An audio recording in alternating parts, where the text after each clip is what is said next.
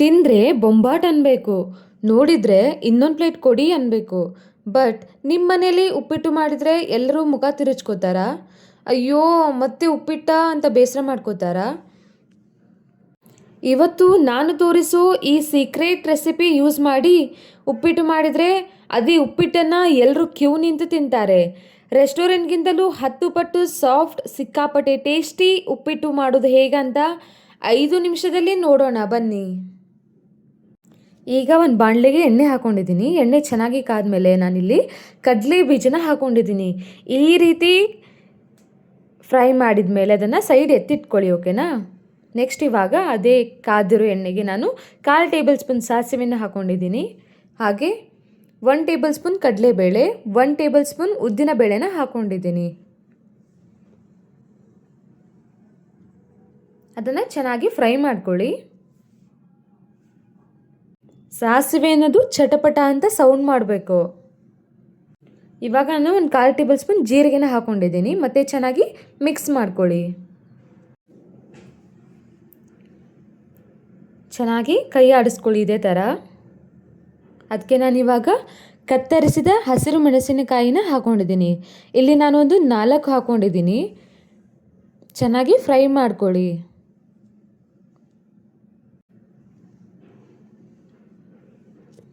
ಇದಕ್ಕೆ ನಾನು ತೆಳ್ಳಗೆ ಕತ್ತರಿಸಿದ ಶುಂಠಿಯನ್ನು ಹಾಕ್ಕೊಂಡಿದ್ದೀನಿ. ಈ ರೀತಿ ಹಾಕೊಳ್ಳೋದ್ರಿಂದ ಅದರ ಫ್ಲೇವರ್ ಚೆನ್ನಾಗಿ ಬರುತ್ತೆ ಉಪ್ಪಿಟ್ಟಿಗೆ. ಚೆನ್ನಾಗಿ ಮಿಕ್ಸ್ ಮಾಡ್ಕೊಳ್ಳಿ ಎಲ್ಲನೂ. ಇದಕ್ಕೆ ನಾನಿವಾಗ ಕರಿಬೇವನ್ನು ಹಾಕ್ಕೊಂಡಿದ್ದೀನಿ. ಎಲ್ಲನೂ ಸೇರಿ ಚೆನ್ನಾಗಿ ಮಿಕ್ಸ್ ಮಾಡ್ಕೊಳ್ಳಿ.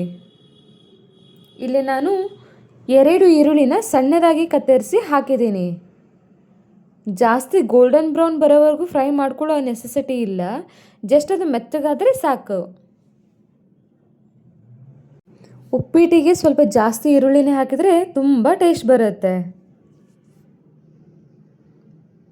ನೋಡಿ ಇವಾಗ ಇದು ಆಲ್ಮೋಸ್ಟ್ ಮೆತ್ತಗಾಗಿದೆ. ಇದಕ್ಕೆ ನಾನು 1 ಕಪ್ ಸಣ್ಣ ರವೆನ ತಗೊಂಡಿದ್ದೀನಿ. ಹಾಕಿ ಅದು ಒಗ್ಗರಣೆ ಜೊತೆನೇ ನೀವು ಫ್ರೈ ಮಾಡ್ಕೊಳ್ಳಿ. ಇಲ್ಲಿ ಈರುಳ್ಳಿನೂ ಫ್ರೈ ಆಗ್ತಾ ಇರುತ್ತೆ, ರವೆನೂ ಫ್ರೈ ಆಗ್ತಾ ಇರುತ್ತೆ. ಕೆಲವೊಬ್ರು ಏನು ಮಾಡ್ತಾರೆ ಅಂದರೆ ಮೊದಲೇ ರವೆನ ಹುರಿದಿಟ್ಕೊಂಡಿರ್ತಾರೆ. ಬಟ್ ಆ ತಪ್ಪು ನೀವು ಮಾಡಬೇಡಿ. ಈ ಥರನೇ ಉಪ್ಪಿಟ್ಟು ಮಾಡುವಾಗ ಹುರ್ಕೊಳ್ಳಿ. ರುಚಿ ಅಂದ್ರೆ ತುಂಬ ಚೆನ್ನಾಗಿರುತ್ತೆ. ಆ್ಯಂಡ್ ಅದ್ರ ಘಮ ಕೂಡ ಬರ್ತಾ ಇರುತ್ತೆ ನಮಗೆ ರವೆ ಫ್ರೈ ಆದಮೇಲೆ. ಇದೇ ಥರ ಕೈ ಆಡಿಸ್ತಾ ಇರಿ, ಇಲ್ಲಾಂದರೆ ತಲೆ ಹಿಡ್ಕೊಂಡ್ಬಿಡುತ್ತೆ, ರವೆ ಬೇಗ ಸೀದೋಗ್ಬಿಡುತ್ತೆ. ಇವಾಗ ನಾನು ರುಚಿಗೆ ತಕ್ಕಷ್ಟು ಉಪ್ಪನ್ನು ಹಾಕ್ಕೊಂಡಿದ್ದೀನಿ. ಎಲ್ಲನ ನೀವು ಚೆನ್ನಾಗಿ ಮಿಕ್ಸ್ ಮಾಡ್ಕೊಳ್ಳಿ. ನಾವು ಬನ್ಸಿ ರವೆಯಿಂದ ಕೂಡ ಉಪ್ಪಿಟ್ಟು ಮಾಡ್ಬೋದು. ಅದಕ್ಕೆ ಸ್ವಲ್ಪ ಜಾಸ್ತಿ ಟೈಮ್ ಹಿಡಿಯುತ್ತೆ ಮತ್ತು ನೀರು ಎಣ್ಣೆ ಕೂಡ ಜಾಸ್ತಿ ಬೇಕಾಗುತ್ತೆ.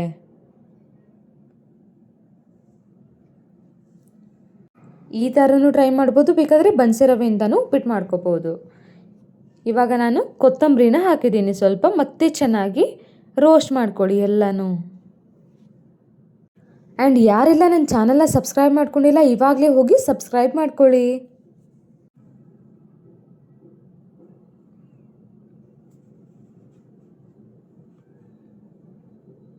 ಇವಾಗ ಇದು ಚೆನ್ನಾಗಿ ಫ್ರೈ ಆಗಿದೆ ರವೆ ಎಲ್ಲ. ಇಲ್ಲಿ ನಾನು 1 ಕಪ್ ರವೆ ತೊಗೊಂಡಿದ್ದೆ. ಅದಕ್ಕೆ ನಾನಿಲ್ಲಿ 3 ಕಪ್ ಬಿಸಿ ನೀರು, ಕುದಿಯೋ ಬಿಸಿ ನೀರನ್ನು ಹಾಕ್ಕೊಂಡಿದ್ದೀನಿ. ತಣ್ಣೀರು ಹಾಕಲೇಬಾರ್ದು.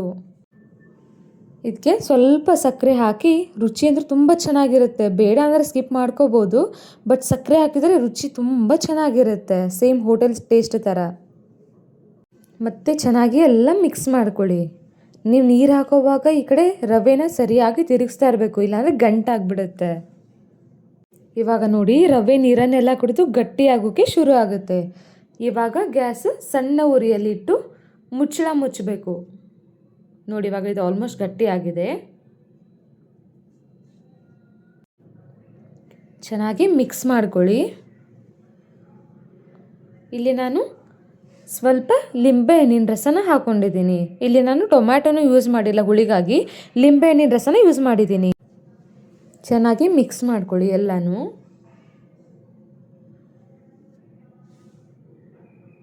ಕೆಲವೊಬ್ಬರು ಟೊಮ್ಯಾಟೊ ಹಾಕಿದ್ರೆ ಇಷ್ಟಪಡಲ್ಲ, ಲಿಂಬೆಹಣ್ಣಿನ ರಸ ಕೂಡ ಹಾಕಿ ಯೂಸ್ ಮಾಡ್ಕೋಬೋದು.